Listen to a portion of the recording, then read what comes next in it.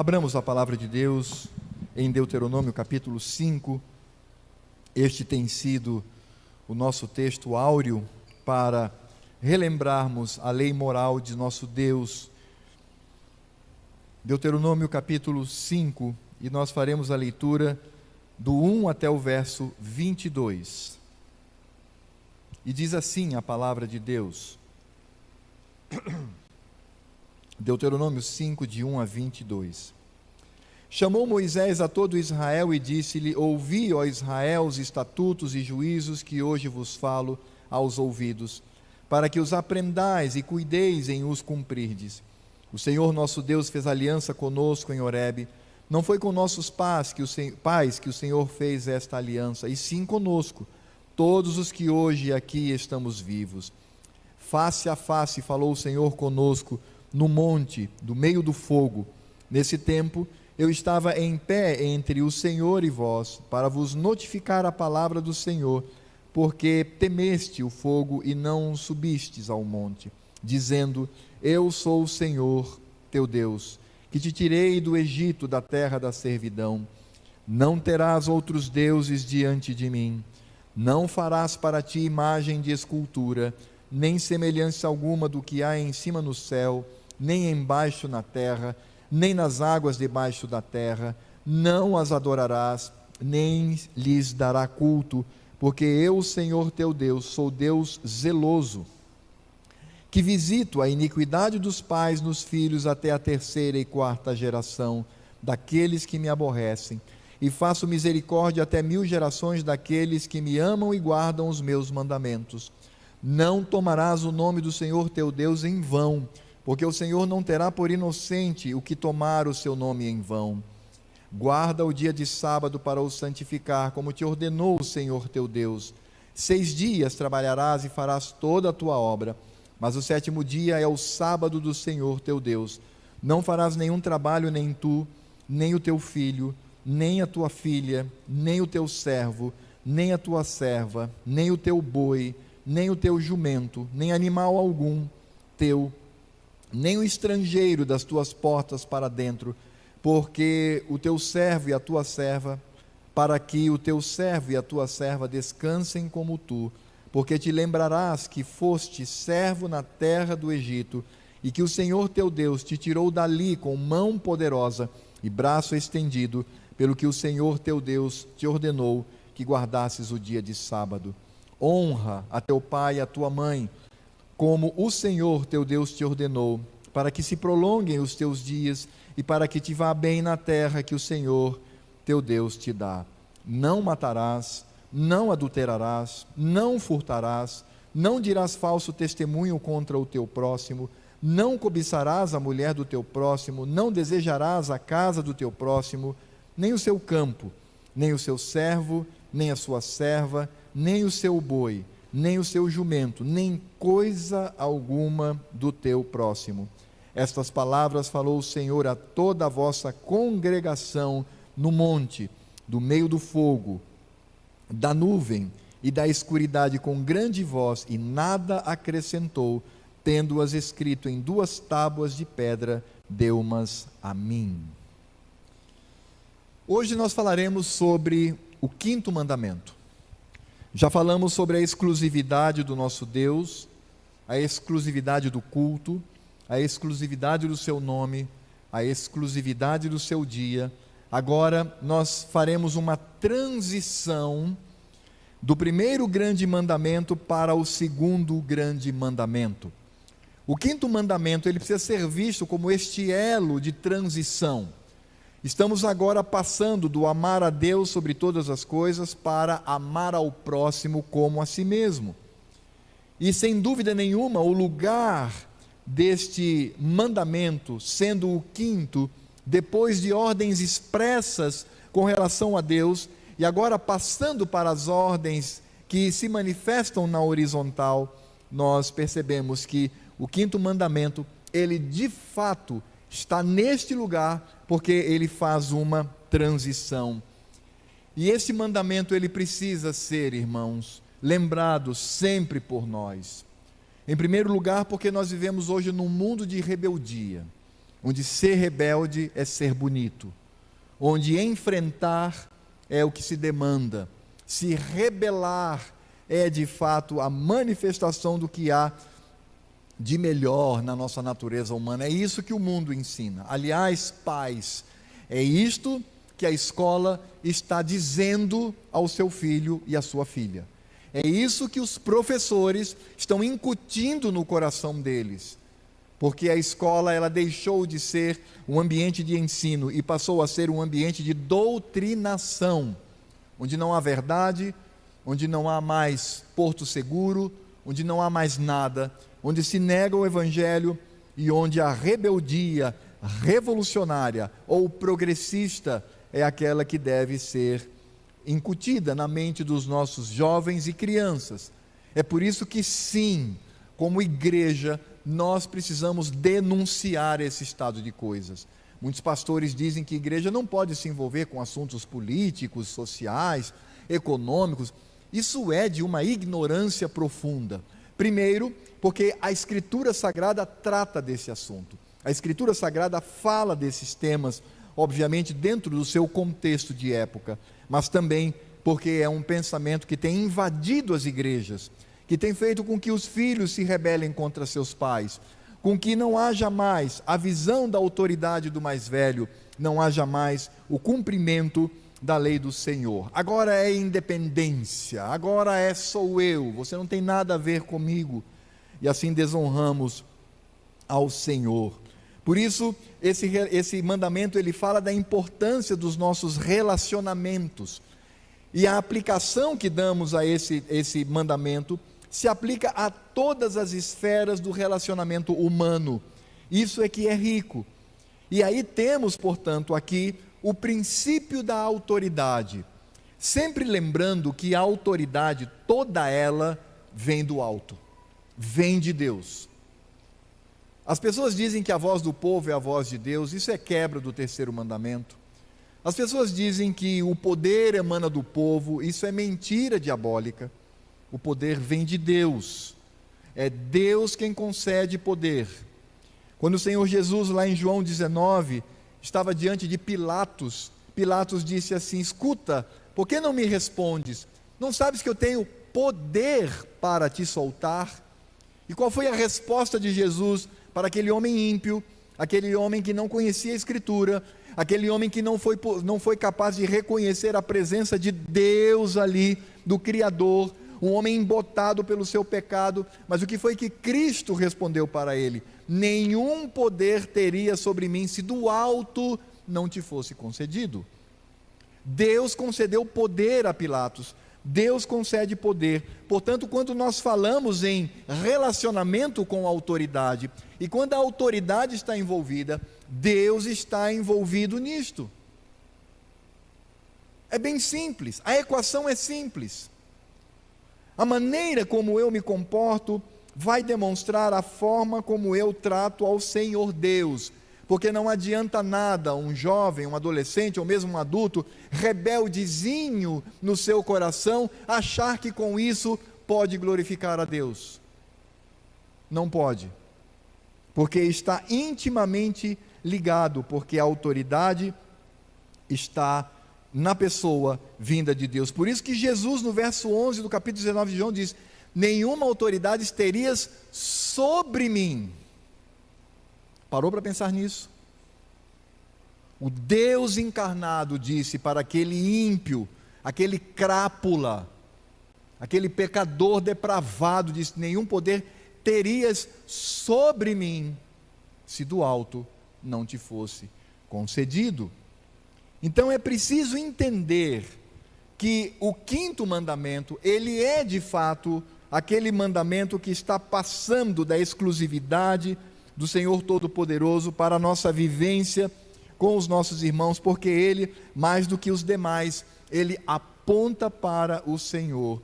Por isso nós precisamos entender que esse mandamento, ele se aplica a todo e qualquer relacionamento do crente. O relacionamento que o inferior tem com o superior, o relacionamento do superior com o inferior, e o relacionamento entre iguais. Tudo isto se aplica dentro do que nós podemos captar do quinto mandamento. E vejam que, de imediato, é claro, existe uma primeira interpretação que está aqui nesse mandamento, que é o relacionamento com os pais. Então, em primeiro lugar, nós vamos falar sobre como os filhos devem se comportar diante dos pais. Crianças, minhas crianças, prestem bem atenção nisto, porque é extremamente importante que você entenda o que a Escritura Sagrada fala acerca desse assunto. Porque o relacionamento que os filhos devem ter com os pais é de total obediência. Não é à toa que Paulo, em Efésios 6, de 1 a 3, diz: filhos, obedecei a vossos pais no Senhor, pois isto é justo. Honra a teu pai e a tua mãe, que é o primeiro mandamento com promessa, para que te vá bem e sejas de longa vida sobre a terra. Paulo faz duas coisas aqui. A primeira, ele repete a lei moral, o que mostra que a lei moral vigorava na época do apóstolo Paulo. Em segundo lugar, ele mostra que esse mandamento, ele é refletido na vida do filho quando ele obedece a seu pai e o honra. Por isso Paulo, em Colossenses capítulo 3, verso 20, ele repete novamente isso, dizendo: filhos, em tudo obedecei a vossos pais, pois fazê-lo é grato diante do Senhor. Obediência. Mas é claro que nós aqui enfrentamos um problema, e nós precisamos de alguma maneira dar conta desse problema. Qual é o problema? Até quando um filho deve obedecer a seu pai em tudo? Até que momento ele pode estar livre desta obrigação? Porque veja que nós precisamos fazer uma diferença entre honrar e obedecer. A honra é até que os nossos pais morram. Então, enquanto eles estiverem aqui, nós temos que honrar pai e mãe. Mas a pergunta é obediência. Será que existe algum momento da minha vida em que eu, de fato, não estou mais sob responsabilidade dos meus pais? E a resposta é sim, existe. Isso, inclusive, tem sido discutido muito sobre, por exemplo, diáconos, pastores e presbíteros, cujos filhos se rebelam contra Deus. A pergunta é: até que ponto esse relacionamento afeta ou não o ministério da palavra, o ministério de presbítero, o ministério diaconal? Então nós vamos tentar entender, à luz da palavra de Deus, até que ponto e até que momento eu devo, como filho, obedecer aos meus pais. E eu estou convencido pela Escritura Sagrada de que essa obediência, em primeiro lugar, ela deve acontecer quando ela está em consonância com o Senhor. Existe uma desobediência justificável por Deus. É quando essa desobediência ela acontece porque é imposto sobre nós por uma autoridade nós afrontarmos a Cristo e a Deus Pai. E afrontarmos consequentemente o Espírito Santo que vem de ambos. Nisto eu me rebelo. Por isso o Estado, o pai, a mãe, o chefe, seja quem for, se me der uma ordem que afronta o Senhor, eu tenho o dever de me rebelar. Quando o chefe, por exemplo, diz para o crente, ao toque do telefone: se for para mim, diz que eu não estou. Você vai dizer o seguinte: eu sinto muito, mas isto eu não obedeço. Ou quando um pai ou uma mãe ímpios dizem para o seu filho: hoje você não vai para o culto, hoje você vai conosco para um piquenique. Eu tenho o dever de desobedecer. Ou quando o Estado, ele quer afrontar os valores da Escritura Sagrada na minha vida. Quando o Estado, ele, por exemplo, aprova o aborto, quando ele passa por um processo de perseguição ao Evangelho, nós devemos viver a desobediência civil, porque o Senhor Deus é maior, e a Ele devemos toda a nossa lealdade. Então, existem momentos em que eu posso desobedecer a um maioral, a uma liderança, sim, quando este, seja quem for, ele quer fazer com que eu afronte a Cristo e a Deus Pai, consequentemente ao Espírito Santo do Senhor. Bem, esse é o primeiro ponto que precisa ficar claro aqui. O segundo ponto é o que eu já mencionei: qual é a dimensão e qual é o momento, até quando um filho está debaixo da autoridade do pai. Isso é uma resposta muito simples. Tanto para homem quanto para mulher, essa autoridade que deve ser obedecida em todas as coisas, ela deixa de existir quando este filho ou esta filha se casam. O casamento é um rompimento. O casamento faz com que agora o meu filho não seja mais nenhuma responsabilidade minha. O que ele fizer da vida dele é problema dele com Deus. Porque a Escritura Sagrada nos diz, no aspecto da exclusividade do casamento, ele diz: deixa pai e mãe. Essa expressão, ela é muito forte. É de fato um rompimento. Você que estava agora debaixo da autoridade de seus pais, você, ao se casar, você deixa de ter a obrigação de obedecer. Você não tem mais nenhuma obrigação em obedecer aos seus pais no que diz respeito à sua autoridade paterna. Você pode obedecê-lo no sentido mais geral, quando você faria para um pastor, para um professor, para qualquer outra pessoa. Nesse sentido, sim, mas não nesse sentido de convivência familiar e de direção total e absoluta da sua vida por parte desses pais. E com relação ao homem, também podemos entender que este homem, quando ele atinge a maioridade e sai pacificamente da casa do pai, vamos supor o João, meu filho, ele faz 23 anos, 24 anos, não se casou, mas ele diz: pai, eu vou morar sozinho, eu vou para Manaus estudar, eu vou para São Paulo trabalhar. Ele tem todo o direito, e nesse momento, simbolicamente também, esta obrigação mais profunda de obediência por parte apenas do homem não existe mais, porque ele, como homem, assume a sua postura, lembrando que esta saída de casa é pacífica, é amorosa, é respeitosa, é honrada. Não estou falando do filho sair de casa por rebeldia, isso nós vamos tratar um pouquinho mais à frente, mas estou falando de filhos que saem de casa pacificamente, e aí então o pai e a mãe já não têm aquela obrigação diante do Senhor, assim como os filhos também não têm mais que cumprir este obedecer em tudo. Isso de fato é cortado. E com relação ao fato de que, se este homem, mesmo com maioridade, estiver na casa de seu pai, aí o pai ainda constitui autoridade sobre a vida dele. E isso precisa ser observado. E não somente isto, mas as mulheres, elas só se livram da autoridade do pai quando se casam. Enquanto ela estiver solteira, é a autoridade do pai.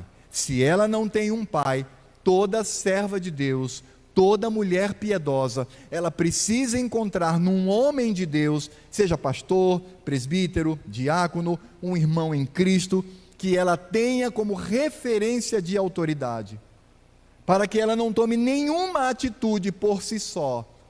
Mas as mulheres, elas devem estar submissas ao masculino, como diz a palavra do Senhor, não em subserviência, não numa dependência profunda, porque todas as mulheres são inteligentes e elas são capazes de conduzir a sua vida. Não se trata disso.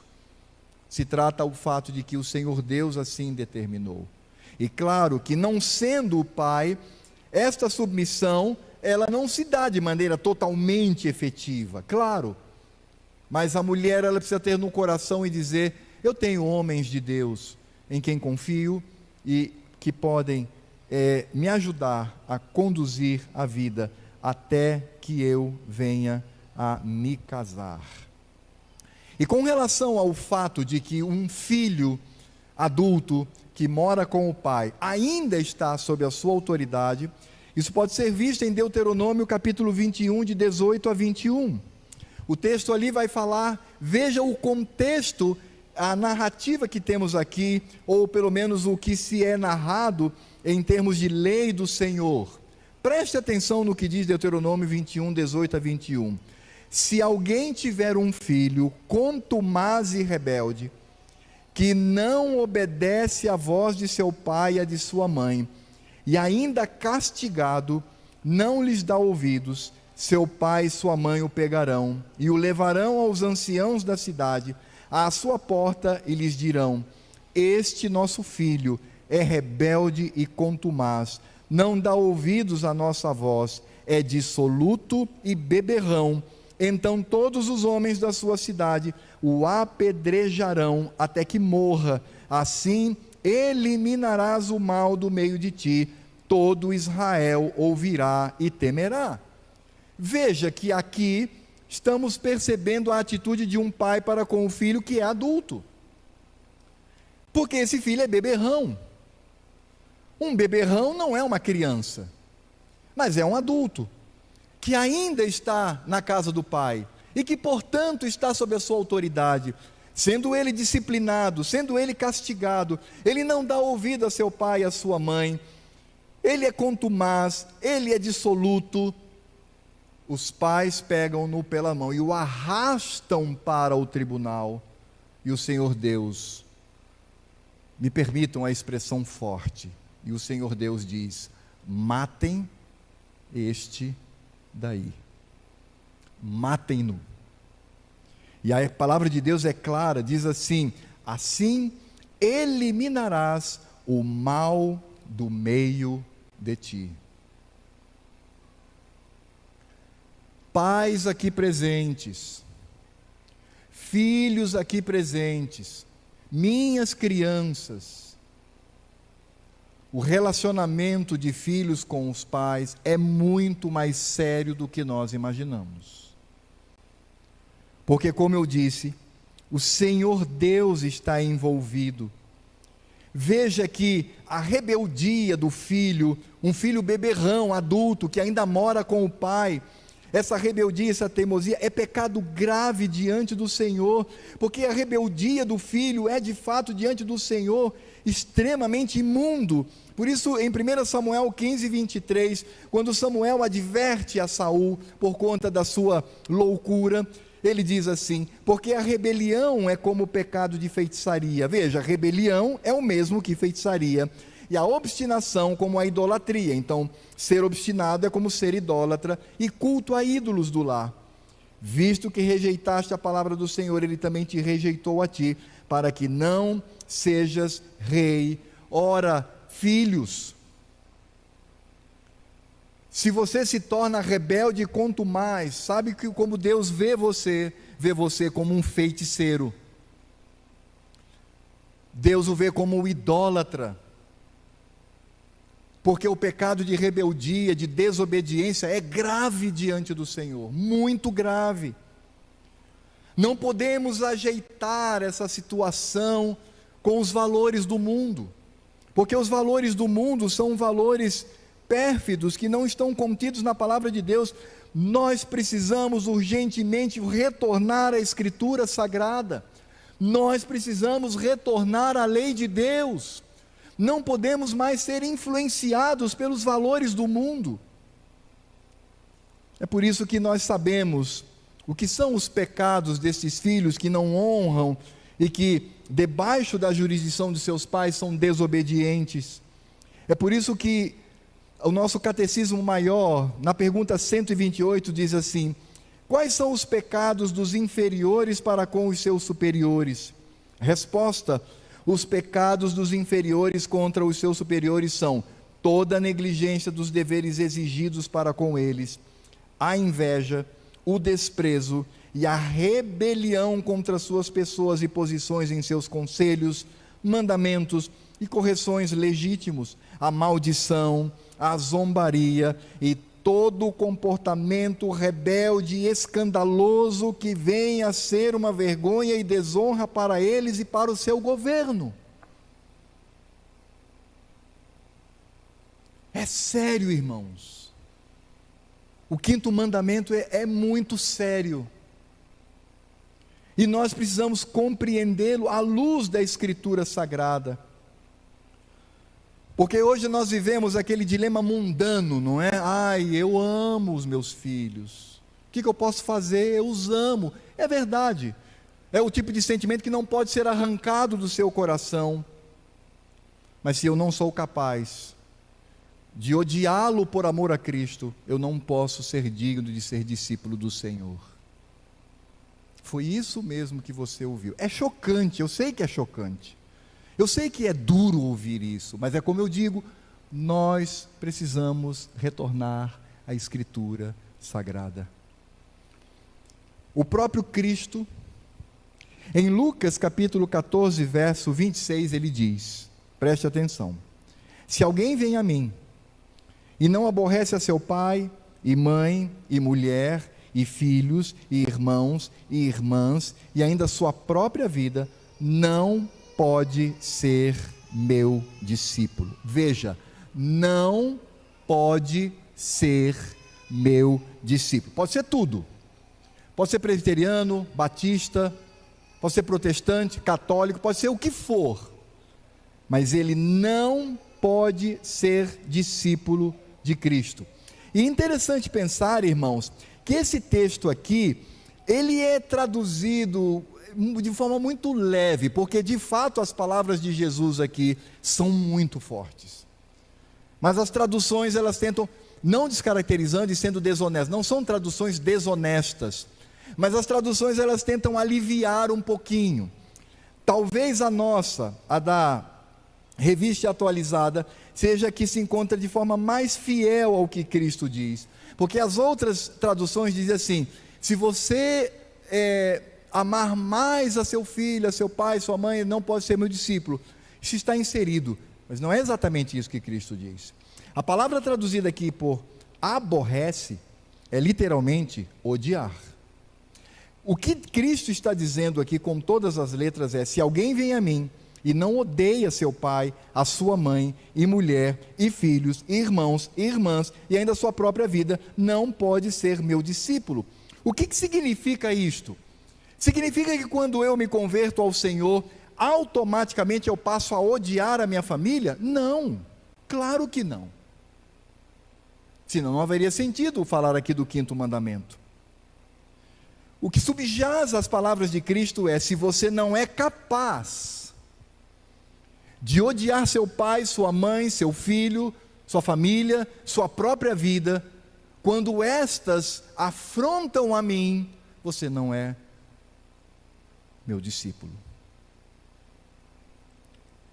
Por isto, nenhum amor pode superar o amor que temos para com o nosso Deus, e o cumprimento deste mandamento é algo muito mais profundo, e ele é revelador, porque ele há de revelar até onde vai o meu amor por Cristo. Você ama mais a Cristo ou a seus filhos? E o que a Escritura Sagrada fala de filhos rebeldes? E o que você tem pensado sobre isto? Veja que, diante deste resultado, nós temos também a posição dos pais. Os pais também possuem obrigações conforme a Escritura Sagrada. Por isso Paulo, em Efésios capítulo 6 e verso 4, porque a obrigação não está apenas no filho, mas está também nos pais, ele diz: e vós pais não provoquei vossos filhos a ira, mas criai-os na disciplina e na admoestação do Senhor. E Colossenses 3 verso 21 diz: pais, não irriteis vossos filhos, para que não fiquem desanimados. Então, o 5º mandamento, que também fala do relacionamento do superior para com o inferior, mostra a obrigação dos pais diante de seus filhos. Por isso, você, pai, você, mãe, você deve criar seu filho no Evangelho, você deve criá-lo para que ele ame ao Senhor. Você tem que criar para que o seu filho homem entenda a sua vocação divina para a vida nesta terra. Você tem que fazer com que a sua filha aprenda a sua vocação como mulher de Deus sobre essa terra. Essa é a forma como nós devemos agir, sendo pais. Por isso, nós vamos encontrar aqui esta obrigação que se dá não apenas do filho para com o pai, mas do pai para com o filho. O amor que eu tenho para com os meus pais deve ser imenso, mas não pode ser maior do que a glória de Cristo. O amor que eu tenho para com os meus filhos deve ser imenso, mas este amor para com os filhos não pode ser maior, nem mesmo com relação ao amor que eu tenho para com o meu cônjuge. Porque ninguém forma uma só carne com os filhos, com o cônjuge sim. E nisto colocamos Cristo. Algumas pessoas dizem, mas é um amor diferente. É verdade, mas o meu amor a Cristo deve ser maior.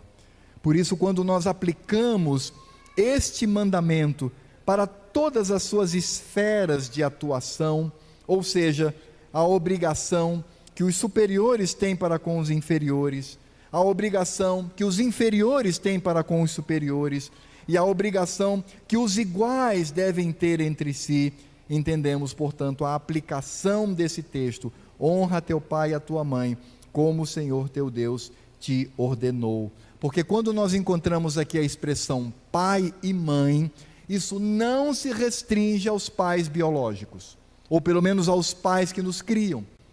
Aplica-se diretamente a ele, mas isso aqui também extrapola o lar, extrapola a casa. E eu gostaria apenas de trazer 2 textos que provam isso, há muito mais.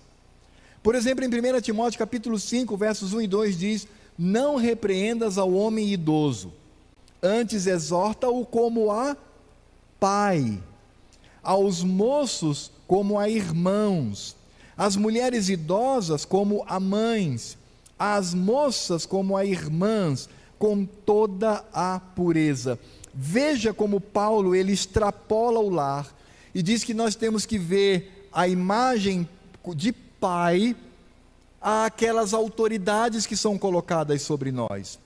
Na nossa liturgia, lendo a palavra de Deus, vocês se lembram quando num dado momento diz assim: os nossos pais do passado são os nossos pais.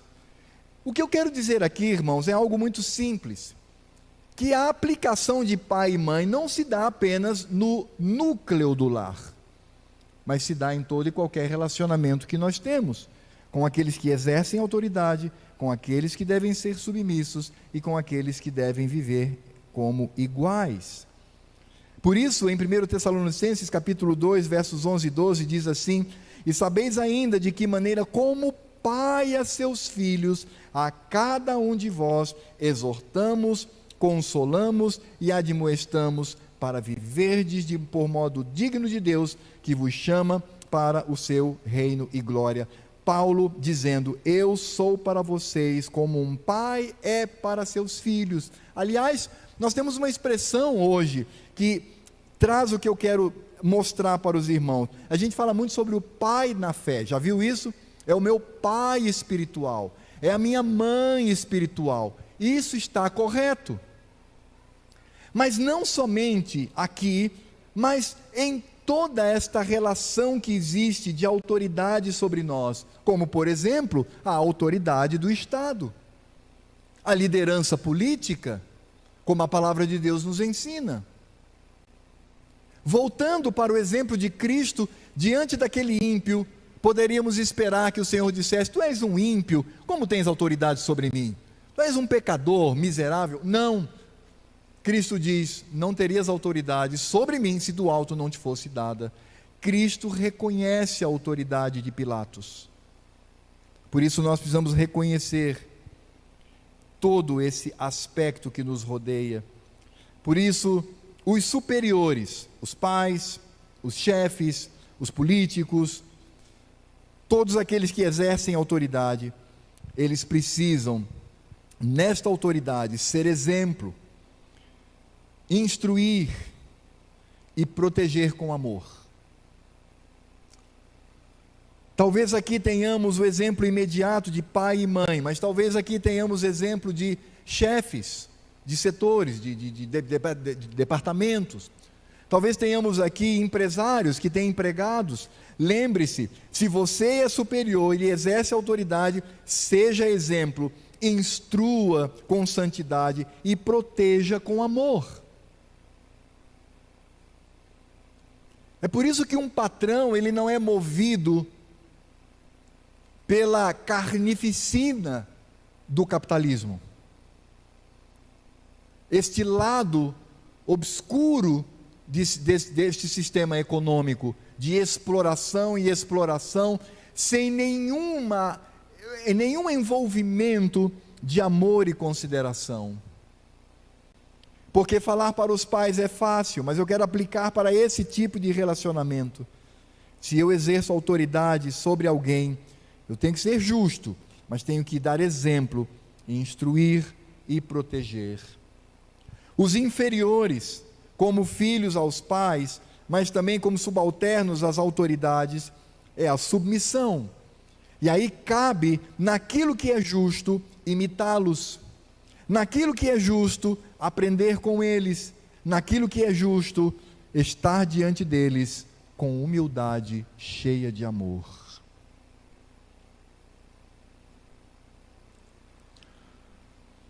Hoje nós vivemos uma época muito difícil e uma cultura extremamente rebelde.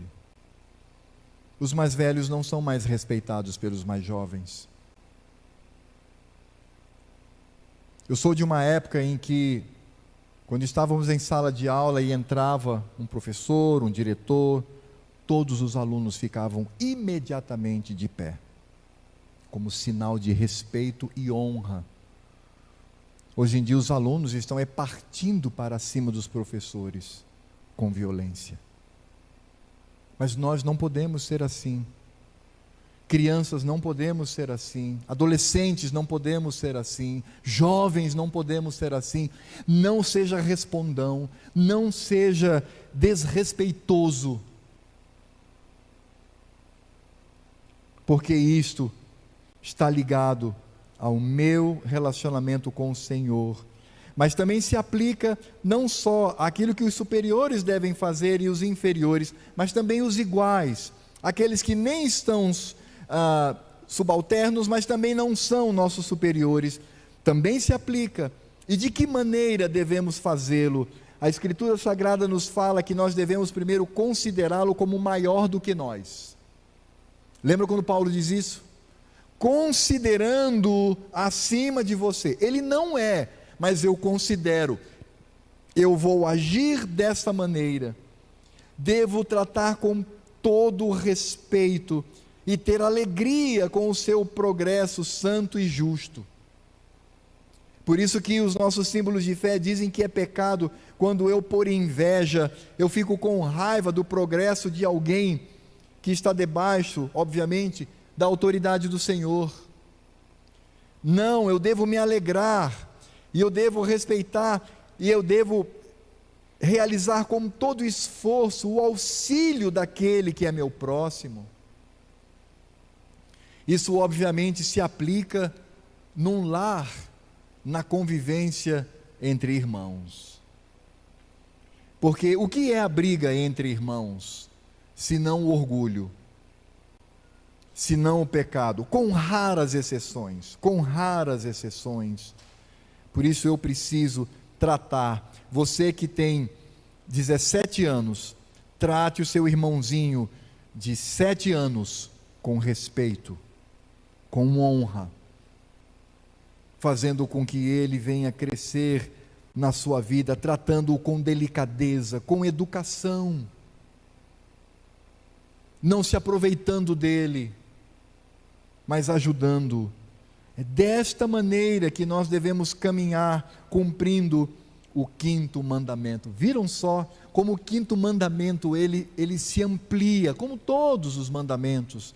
Nós vamos ver isto, todos os mandamentos. E você vai dizer, mas será que não é forçar um pouquinho a barra? Claro que não. Porque Cristo faz isso e Ele é perfeito. Vamos ver quando ele cita alguns mandamentos da lei moral e a aplicação de Cristo a estas leis, como isso se amplia na minha vida. Agora, é claro, irmãos, qual é o maior exemplo para nós? Quem é o maior exemplo do cumprimento do 5º mandamento? Honra teu pai e tua mãe, como o Senhor teu Deus te ordenou, para que se prolonguem os teus dias e para que te vá bem na terra que o Senhor teu Deus te dá. Quem é o exemplo? É Cristo.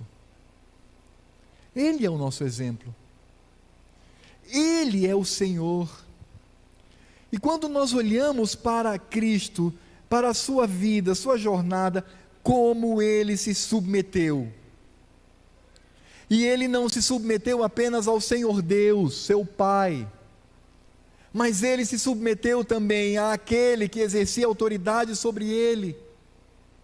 Ele voluntariamente se entregou à autoridade do Império Romano e à autoridade espúria daqueles religiosos, e ele permitiu que fosse crucificado. Cristo pagava imposto, irmão, você sabia disso? Ele pagava os seus impostos. Quando chegaram a ele os seus discípulos, olha, nós temos que pagar imposto. Não, não tem problema, vai lá, lança a tua rede, pega um peixe, abre, dentro dele vai ter a moeda, você vai lá e paga o imposto. Eles foram lá, pegaram o peixe, abriram, estava lá a moeda, foram lá e pagaram o imposto.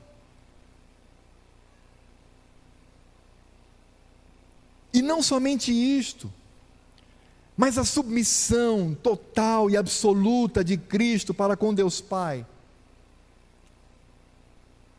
Ele diz, no momento de agonia, Pai, se possível, passa de mim este cálice. E veja que Cristo fala de maneira totalmente respeitosa, honrada.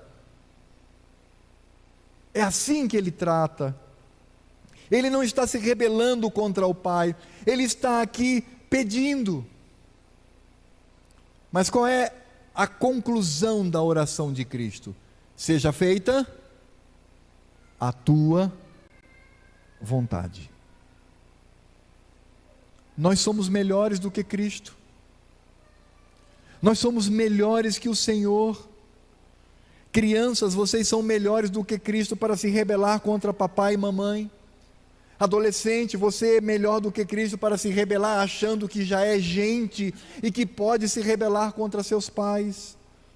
Quando Cristo mostra a submissão não somente ao Senhor Deus, mas às autoridades constituídas pelo Pai Celeste.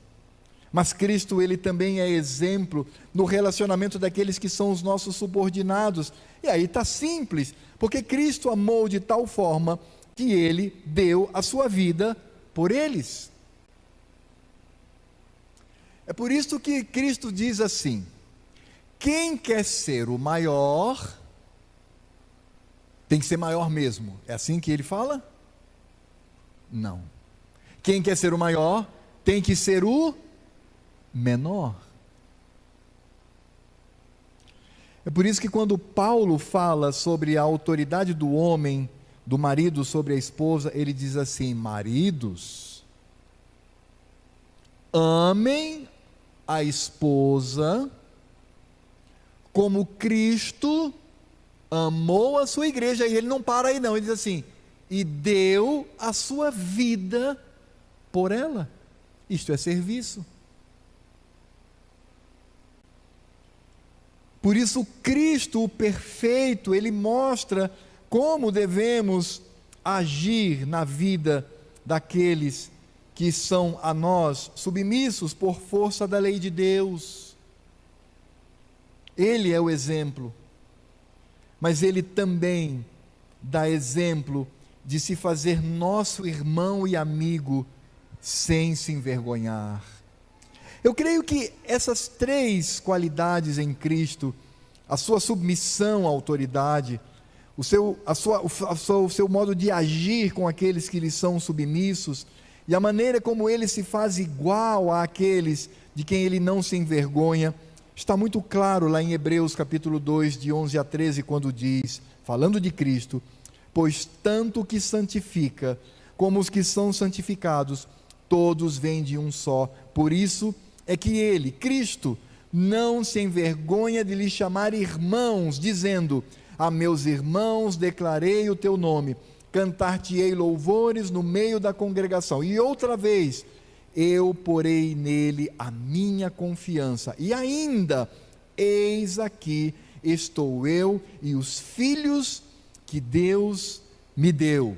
Ele é o Senhor, Ele é aquele que demonstra amor pelos que estão submissos a Ele, mas Ele também se submete ao Pai e ao mesmo tempo Ele se faz nosso irmão sem se envergonhar. Este é o exemplo. Porque o quinto mandamento aponta para Cristo e nele se completa. O quinto mandamento nos mostra Cristo e nele entendemos o significado de honrar pai e mãe. É por isso, amados, concluindo e trazendo as aplicações que devemos pensar sobre o quinto mandamento, eu gostaria de trazer aqui 3 aplicações para a nossa vida, aplicações estas que são feitas em Cristo Jesus. Primeira aplicação é a profunda importância que a Escritura Sagrada dá no relacionamento entre pais e filhos. Lembrando do que foi dito no início, Paulo, e esse texto ele é salutar porque no próximo sábado teremos a nossa assembleia para a eleição de presbíteros e diáconos. Paulo, quando fala das qualidades do presbítero, dentre estas qualidades ele diz: aquele que governe bem a própria casa, criando os filhos sob disciplina, com todo respeito. Pois se alguém não sabe governar a própria casa, como cuidará da igreja de Deus? E entendendo esse texto, à luz do que diz Tito, capítulo 1, verso 6, Paulo diz assim: o líder, o pastor, o presbítero, deve ser alguém que seja irrepreensível, marido de uma só mulher, que tenha filhos crentes, que não são acusados de dissolução, nem são insubordinados. Veja como a importância da autoridade dos pais sobre os filhos e a submissão dos filhos aos pais, enquanto estes estão debaixo da autoridade dos pais, no caso da mulher, até que se case, no caso do homem, quando ele atinge idade extremamente madura para sair pacificamente de casa. Isto é sério. Como é que eu olho para um pastor, um presbítero, um diácono, uma liderança da igreja, devo olhar também pelo relacionamento deles com os seus filhos? Por isto, o quinto mandamento, ele é mais profundo do que imaginamos. E volto a dizer, precisamos retornar à Escritura Sagrada. Em segundo lugar, o amor entre pais e filhos deve ser menor do que o amor a Deus Pai e a seu Filho bendito Cristo Jesus. Lembremos-nos de Deuteronômio. O que Deuteronômio nos fala? Se alguém tiver um filho contumaz e rebelde, que não obedece à voz de seu pai e de sua mãe, e ainda castigado não lhe dá ouvidos, seu pai e sua mãe o pegarão, o arrastarão aos anciãos da cidade, à sua porta, e lhes dirão: este nosso filho é rebelde, é contumaz, não dá ouvidos à nossa voz, é dissoluto e beberrão. Então todos os homens da sua cidade o apedrejarão até que morra. Assim eliminarás o mal do meio de ti. Todo Israel ouvirá e temerá.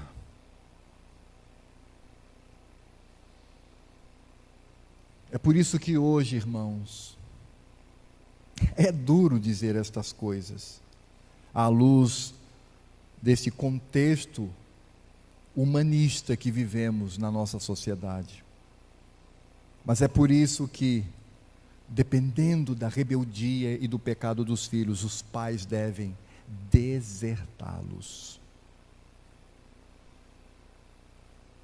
Porque o amor a Cristo deve ser maior que o meu amor pelos meus próprios filhos. Entendem a dimensão do amor a Deus? Entendem o que Ele está dizendo na sua palavra? Você está entendendo isto?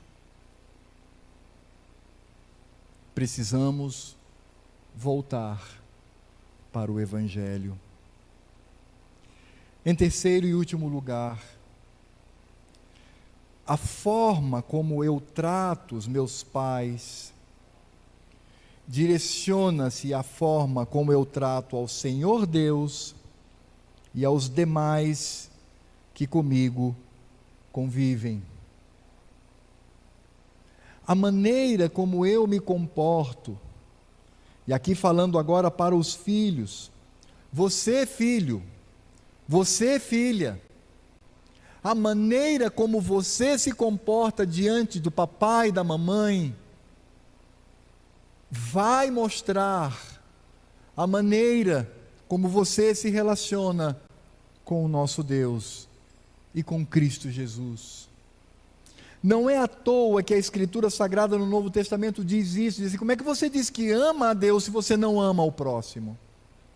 Como é que você diz que se submete ao Senhor se você é insubmisso com as autoridades e sobretudo com seus pais?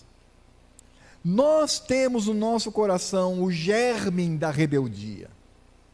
Nós somos rebeldes por natureza, por causa do pecado, e a rebelião é pecado grave diante do Senhor. Ora, não foi a rebelião que fez com que Satanás, que outrora era um anjo de luz, caísse em miséria? Não foi a rebeldia? Este sentimento é um sentimento grave. Quando nos rebelamos contra os pais, quando nos rebelamos contra Deus, quando nos rebelamos contra as autoridades, desde que estas tenham sobre nós autoridade justa, e que é, obviamente, amparada pela Escritura Sagrada. Por isso, esse relacionamento, principalmente aos filhos, você criança, adolescente, jovem, a forma como você trata seus pais, não apenas exteriormente, mas no seu coração, é a maneira como Deus se sente tratado por você.